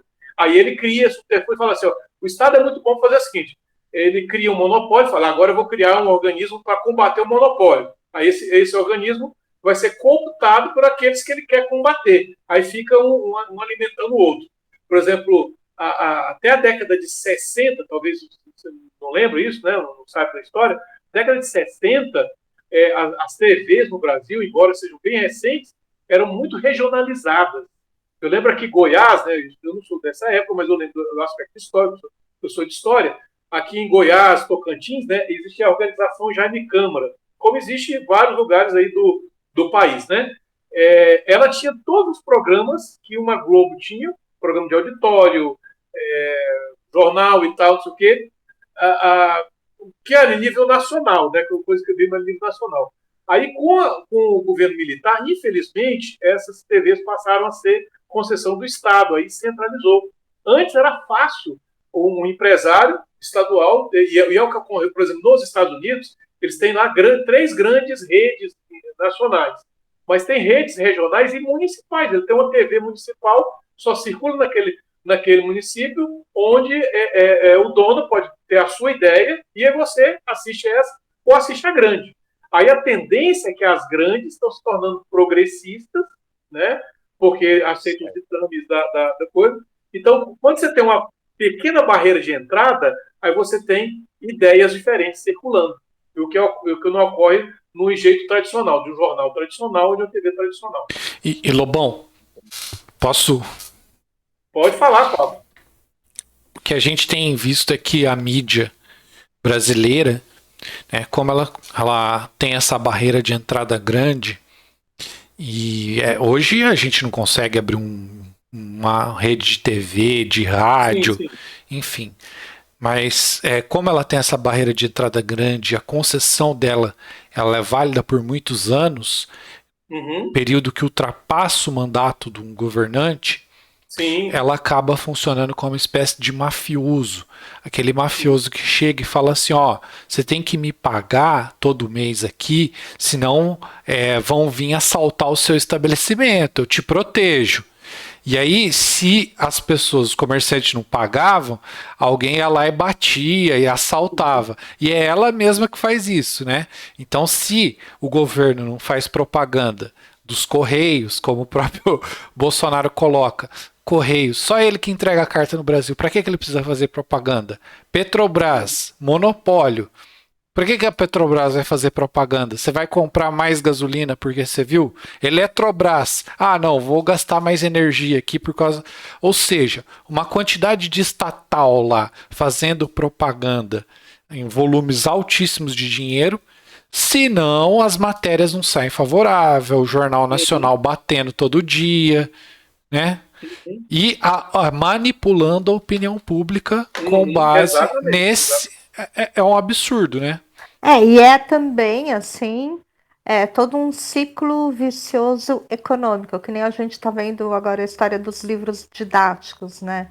Todo o grupo Lehman, ele domina a produção de livros didáticos que, na máquina do MEC, né, toda a contratação, tudo que se precisa para os avaliadores, porque há 30 anos atrás, o professor nem tinha livro de professor, ele tinha que saber a resposta, que é o que a gente quer. Só tenha um livro vendido numa livraria sem ter o oligopólio, né? E aí o professor tem que saber, né? Não pode ser um professor burro, robô, que tem um livrinho lá para saber a resposta. E aí já uma Um desvio de dinheiro demanda outro desvio de E dinheiro. Marisa, Tá. e você não sabe o desperdício de dinheiro que é isso. Aqui no interior do Piauí, eu fui numa cidade, o prefeito comprou os livros didáticos, né? Os alunos não usam. Olha, Jogaram muito livro fora. É o olha, eu dinheiro vou. que vai favorecer poucas editoras, Ah, eu sei. autores de livro didático no Brasil, os poucos que existem, que também é um negócio difícil. Se a gente quiser, tudo que é barreira de entrada, né? O Estado cria barreira de entrada. Nós poderíamos fazer um sistema educativo do DPL. Se não É, tivesse a barreira de Estado criada pelo próprio MEC, nós podemos criar um sistema de educação nosso, onde fazer os nossos valores, e aí as pessoas, por exemplo, pais, poderiam escolher, não, eu quero uma escola que o valor de educação é do DPL, conservador, que vai falar sobre moral, costume, olha, Isaías, religião. depois eu vou ligar e vou conversar isso com você, porque o Silas Malafaia falou isso, tem um pessoal agora entrando para falar isso. A gente também tem que ver se o pessoal vai querer entrar de uma forma correta ou não, porque é sempre manipulador, ou a gente sabe se não é um segundo Moro que está entrando aí para pegar Uhum. mercado, porque tem uma demanda, né, de necessidade que o povo está sentindo Mas isso. não adianta. Aí eles inventaram um palhaço, né, uma figura para ter um Moro para criar, para o pessoal poder se suprir dessa necessidade. Eu estou vivendo isso com meu filho, que o meu filho está na ETEC, né? E nenhum professor deu aula de EAD usando o livro, nenhum. Eu nunca vi meu filho abrir o livro.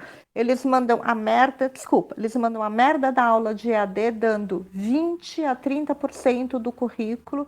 Isso porque era a segunda melhor escola estadual depois da Federal de São Paulo e aí caiu com o EAD, né? Eu não sou uma mãe genocida com meu filho, era boa, mas assim, o EAD. Então e aí os professores não deram um exercício do livro. É a coisa mais louca do mundo. E mesmo na aula EAD, apesar dessa merda, dessa capacidade de dar 15 a 30% do currículo, eles dão metade da aula de doutrinação ou idiotização, eles faltam. Não, olha, assim, foi um crime, um genocídio para o cérebro, né? Mas é que eu não estou É podendo. porque, olha só, a gente está falando aqui dos Estados Unidos, por exemplo, falando de educação. Como é que, por exemplo, Tocqueville, eu acho que nesse volume não comenta isso, mas como é que é o sistema educativo lá? É descentralizado. Quem decide o currículo é a própria comunidade. Eles não têm um MEC. Então, os pais fazem parte da associação, aí a escola é pública, mas os pais participam da gestão. No Brasil, a gente tem tudo centralizado. Então, mesmo a escola particular, você fala assim, eu vou colocar meu filho na escola particular para ele não pegar doutrinação. Aí tem um professor lá de Brasília, o professor Paulo Kramer, professor de ciência política, e ele fala o seguinte, ele falou, ele foi demitido lá porque acusaram ele de racista, uma história bem tola. Mas ele é conservador, só comentando isso aí. Aí ele fala o seguinte, ele tem a primeira e única lei de Kramer, que é o seguinte, quanto mais cara a escola, mais comunista vai ser o professor de história. Que é o que acontece, você tira o menino da escola pública com a doutrinação, mas ele vai para uma privada que tem que seguir o currículo do MEC. Então, e a centralização faz idiotices. O mesmo currículo que precisa em São Paulo, a parte técnica de São Paulo, não precisa aqui no Tocantins. Eu preciso de cursos aqui em agroindustriais. Eu não preciso formar tanta gente. Aqui no Tocantins eu tenho engenharia mecatrônica. Para que eu tenho engenharia mecatrônica no Tocantins? Eu não tenho empresa aqui. Eu preciso ter área de indústria. Mato Grosso também é a mesma coisa. Que funciona. É claro, a pessoa que ela quiser fazer mecatrônica, ela pode fazer, tem todo o direito. Mas não preciso, sabe? Vocês estão entendendo o que eu falo, né? Então, o currículo tinha que ser de acordo com a realidade. Vestibular não precisava ser centralizado no Enem. Por exemplo, uma prova como o Enem, que você decide a vida numa vez ao ano. Olha o problema que eu tenho aqui na região norte, onde eu moro. Moro no Tocantins. O Enem antes era um final de semana. Aí um burocrata de Brasília decidiu que ia ser 2 domingos para descentralizar e tal. Eu tenho pessoas aqui no Pará que ficam 12 dias longe de casa para fazer a prova do Enem. Porque para ele ir para uma cidade onde a prova é feita, ele vai 2 dias de barco, que é o rio descendo, e 3 dias voltando subindo. Então a menina lá, ela fica 12 dias longe de casa, porque ela não compensa ela ir na semana viajar para fazer a prova do Enem, voltar para a cidade dela. Então, o transtorno que causa. Nos Estados Unidos, outros países que têm provas mais ou menos equivalente ao Enem, nos Estados Unidos tem o SALT, que é uma prova, primeiro, ela é privada, as universidades fazem um pool, aí o aluno faz, são 5 provas durante o ano, o aluno faz quantas provas ele quiser e ele escolhe a melhor nota. Não é nem não, tudo é o jeito centralizado. Comunista, soviético. Você faz lá, existem os iluminados que fazem a prova, normalmente doutrinando, aí chega no final do ano, só aquela prova, o menino vai, dá um problema psicológico nele, ele passa o ano todo agora atrasado. O ideal era vestibular regionalizado, onde você podia, por exemplo, na minha época tinha um vestibular que eu lia livros do estado de Goiás, eu fiz a prova de Goiás, né? Aí eu saberia coisas da cultura de Goiás e tudo mais aqui. O Enem centralizado, gente lá do Paraná concorrendo com gente do Norte, tudo errado. Vendo aqui, A Denise fala a mesma coisa que você está falando lá, da terrinha dela. Não adianta. Então, quando a gente compara, por exemplo, com os Estados Unidos, o sistema educativo deles nem é tão bom assim, porque são vários fatores que levaram eles. Tem vários livros aí que comentam a decadência do ensino americano, né? Porque eles no geral, são ruins. Mas eles têm uma coisa muito melhor que a nossa, por exemplo, liberdade. Essa questão que você comentou aí do EAD. Eu estou dando aula EAD, meu equivalente é o Instituto Federal, né? Mas é ruim, porque eu não fui treinado para o EAD e o aluno também não está treinado para o EAD, para isso. Nos Estados Unidos, com a questão da pandemia, o que ocorreu? Muitos foram para o ensino domiciliar, o homeschooling. Cresceu, se eu mostrar para eu tenho um artigo que eu escrevi, que eu boto um gráfico lá, é extraordinário, é exponencial, assim, ó, o crescimento de pais. E lá tem liberdade, eles podem fazer isso. Lá você pode frequentar uma escola nos Estados Unidos que não é credenciada. Por exemplo, lá eles têm uma accreditation, né? Por exemplo, tem um credenciamento que é municipal, credenciamento que é estadual ou nacional. Por exemplo, a Universidade de Harvard, ela não tem nenhum credenciamento, ela não pertence, porque ela tem tanta qualidade que o credenciamento parte dela. Não tem um MEC lá que fala assim, olha, eu vou ser Harvard, vou credenciar você. Não, ela não tem isso, pela qualidade, pela superioridade. No Brasil, tudo centralizado pelo MEC faz com que a qualidade caia. Alguém comentou aqui no chat, deixa eu só ver o que é, o Gilberto, concordo plenamente, Isaías. Deixa eu só ver que meu óculos está... lembro como fui persistente em fazer minha faculdade, como analisado ficou a entrada nos cursos, o mercado inchado, a qualidade técnica baixíssima. Fico preocupado com os pacientes assistidos. Exatamente. Né? Isso. Aí o Endo está lembrando a questão da autonomia. Né? O brasileiro não foi ensinado para ser autônomo. E o Gilberto lembrou aí, é o seguinte, por que muita gente está reclamando, por que tem muito engenheiro dirigindo Uber? Porque, primeiro, nosso mercado não cresceu, a sociedade não tem dinâmica de gerar riqueza, e uma das áreas mais sensíveis numa sociedade que não gera riqueza é a área de construção civil, porque ela emprega mais e mais rápido, né? Porque quando a sociedade está gerando riqueza, a construção civil é a que gera mais empregos. Quando entra em crise, é a que também demite mais. Aí você vai ter engenheiros dirigindo Uber, porque nós não temos uma sociedade gerando riqueza. Aí tem, ao outro lado, a banalização do ensino superior. Você deu muitos cursos para pessoas que elas nem tinham capacidade para isso. Eu encontrei recentemente uma pessoa aqui no Tocantins, uma pessoa formada em Direito, encontrou um emprego de estoquista num grande atacadista aqui da cidade, porque ele não consegue passar na OAB, ele não tinha base para fazer um curso de Direito, fez um curso muito ruim e não passa na prova da OAB, não consegue advogar. Então, o único emprego que ele tem é de estoquista. E aí foi dinheiro do imposto, porque era um ProUni, ele fez um ProUni, do nosso imposto que foi dado esse financiamento para ele, e aí frustrou uma pessoa. Ele tem um curso superior para trabalhar no ensino médio. O que poderia ter sido feito? Valorizar a educação básica. A pessoa consegue um emprego, se ele quiser lá na frente, ele pode fazer um curso superior, não é impeditivo, mas ele já tem que estar trabalhando. Uma vez que ele trabalhe, por exemplo, ele faz um bom ensino médio técnico, começa a trabalhar, começa a ter emprego, ele forma renda, aí ele vai pagar uma faculdade muito melhor, ele vai fazer uma faculdade de mais experiência, com leitura, valorizando aquilo. E aí, aquilo que o Endre comentou aqui, né, na parte do chat, a questão da autonomia. O ensino de AD, ele funciona como o estudante, ele é automotivado, disciplinado, ele tem autonomia. A universidade também tem isso. Dependendo do curso que a pessoa fizer, se ele não tiver essa autonomia, ele não vai deslanchar. Eu fiz um curso de História, curso que exige muita leitura mesmo. Se o cara não tem base antes para fazer, ele não faz um bom curso. Aí vai ser um péssimo profissional lá na frente. E aí, além de tudo, nós temos no Brasil, tudo é chancelado pelo MEC, né? A formação dos professores e mais doutrinação. Mais da metade do curso de licenciatura é doutrinação, os autores e tal.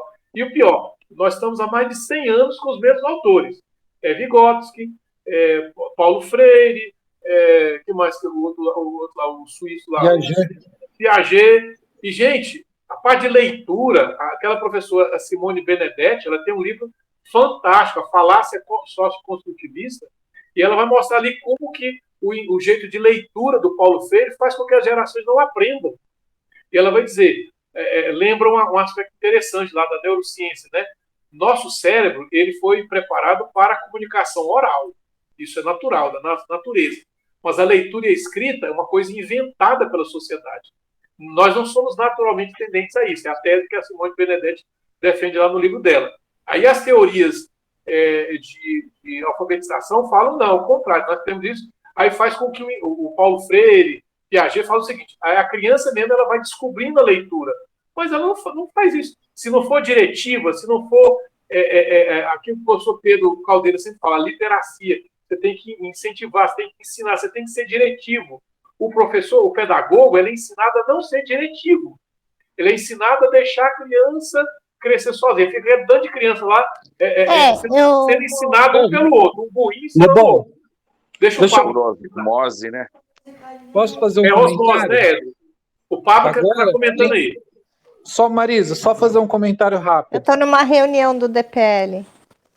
Agora tem uma tal do preconceito linguístico. Sim, né? sim. E o cara fala problema, aí se você corrigir, você está sendo preconceituoso linguisticamente.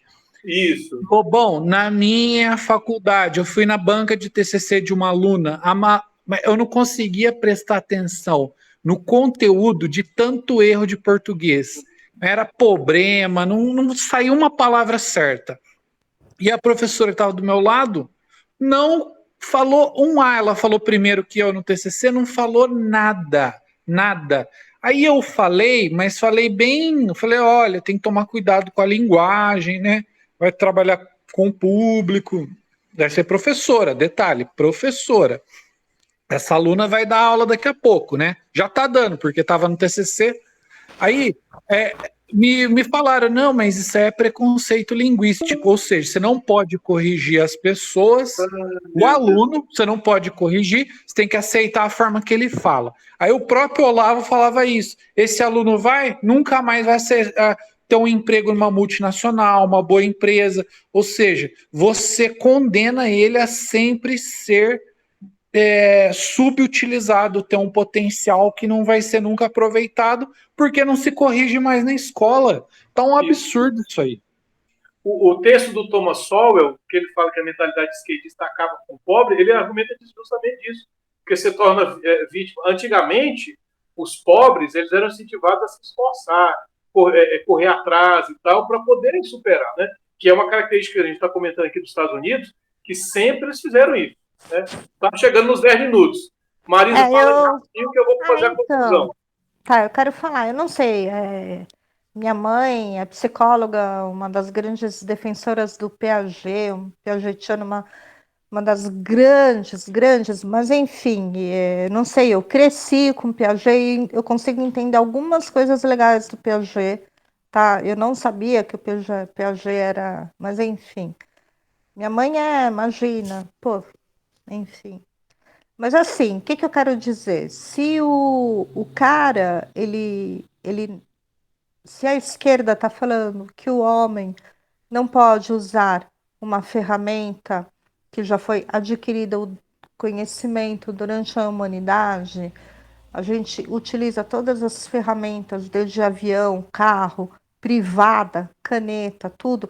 Se a esquerda, ela defende esse fundamento de ter que aprender naturalmente, então, por analogia, ela tem que aceitar né, defender o fundamento para os esquerdistas, os filhos esquerdistas, não aprenderem a usar caneta, privada, livro, desculpa o termo, porra nenhuma, entendeu? Então eu acho assim, se vai ter que dividir escola em conservadora e em esquerdista, entendeu? Que eles se autodefinem e se aniquilem a si próprios. E a gente vai evoluir. É que nem a vacina que todo mundo lá tomou, a não ser os líderes, né? Mas a maioria da esquerda vai ser eliminada, obviamente. Ai, gente, ai, Não, muita coisa legal tem para que falar. chutar um pouquinho o pau da barraca, né? Pra gente se sentir Tá, melhor. tá, Estamos em. tá, Ah, tá filmado, meu Deus do céu, mas tudo bem. tá. Ah, Gente, eu queria só concluir aqui o seguinte, está dizendo ali 8 minutos. Quero agradecer a paciência de vocês aí participarem, né? E quero incentivar vocês o Pablo vai marcar para o mês que vem. A minha ideia é todo mês, porque eu tenho um outro grupo justamente de discussão nesse horário. Né? Daqui a pouco eu vou para a igreja, eu vou falar para os jovens também, e aí eu tenho que maneirar a voz, né? Mas eu agradeço vocês a paciência aí, esse projeto, que se você. E eu costumo dizer sempre o seguinte: ó, se você gostou, chame seus amigos. Se você não gostou, chame seus inimigos para participar, né? Então, de alguma maneira, convide todo mundo para participar do grupo aqui. E se você quiser, a gente já pode mandar a lista dos outros textos. Todos os textos eu já separei, como eu falei, para esse semestre. Caso o grupo queira continuar, a gente continua todo semestre, eu vou separar mais textos e a gente vai debatendo e chegando a essas conclusões aí, tá bom? Qualquer questão, vocês podem mandar uma mensagem pedindo referências bibliográficas, que é uma coisa que na minha caminhada fui agregando, né, valores, eu conheço alguma coisa, a gente pode ir trocando as ideias, tá bom? Pablo, você faz a conclusão final aí. A conclusão final, Lobão, é que eu estou fazendo aula de história pela primeira vez, que eu não tive na escola. Eu tô me sentindo um aluno aqui que está aprendendo de verdade agora. Né? Então, obrigado pela aula, foi excelente, muito, muito boa. Os colegas escreveram no chat aí. Muitas pessoas não puderam comparecer. Infelizmente, eu cometi um erro de horário aí. Né? Eu moro no Mato Grosso do Sul, que é 1 hora a menos, é uma loucura sempre que vai marcar coisa aí. Mas, enfim, foi ótimo. A gente gravou, a gente vai distribuir lá nos grupos. E tem que continuar assim, porque eu adorei. Muito bom mesmo. Acho que todo mundo gostou, né, pessoal? Obrigado vocês, gente. Obrigado. Estou à disposição. Tá? O próximo texto a gente vai ler do Burke, Reflexões sobre a Revolução Francesa. Leia o texto antes, faça as anotações, vamos debater e combater o esquerdismo. Eu quero deixar cada vez os esquerdistas mais irritados ainda. Valeu. Grande abraço. obrigada, gente. Abraço para vocês. Tchau, tchau. Tchau. Tchau.